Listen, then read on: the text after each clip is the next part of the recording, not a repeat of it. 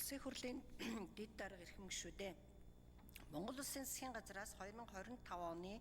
11-р сарын 14-ний өдөр улсын хурлд өргөн мэдүүлсэн гэр бүлийн хэрэг шүүхэд хянан шийдвэрлэх тухай хуулийн төсөлтэй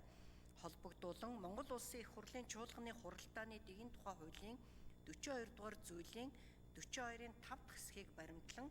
байнгын хорооноос боловсруулсан хүүхэд хамгааллын тухай хуульд нэмэлт өөрчлөлт оруулах тухай хуулийн төслийн анхны хэлэлцүүлгийг Хууль зүйн байнгын хороо 2026 оны 6 дугаар сарын 24-ний өдрийн хуралдаанаараа явууллаа. Байнгын хорооны хуралдаанаар хуулийн төслийг хэлэлцэх үед улсын хурлын гишүүдээс асуулт зарчмын зөрүүтэй санал гараагүй тул Хууль зүйн байнгын хорооны дарга Цогтбаатар Монгол Улсын их хурлын чуулганы хуралдааны дэгийн тухай хуулийн 39-р зүйлийн 39-24 дахь хэсэг заасны дагуу хуулийн төслийн анхны хэлэлцүүлгээс эцэслэн батлах үе шат руу шилжүүлэх гормын санал гаргасныг хуралдаанд оролцсон гишүүдэд олонх тэмцсэн болно. Улсын их хурлын эрхэм гишүүдээ гэр бүлийн хэрэг шүүхэд хянан шийдвэрлэх тухай хуулийн төсөлтэй холбогдуулан боловсруулсан хүүхэд хамгааллын тухай хуульд нэмэлт өөрчлөлт оруулах тухай хуулийн төслийн анхны хэлэлцүүлгийг явуулсан талаарх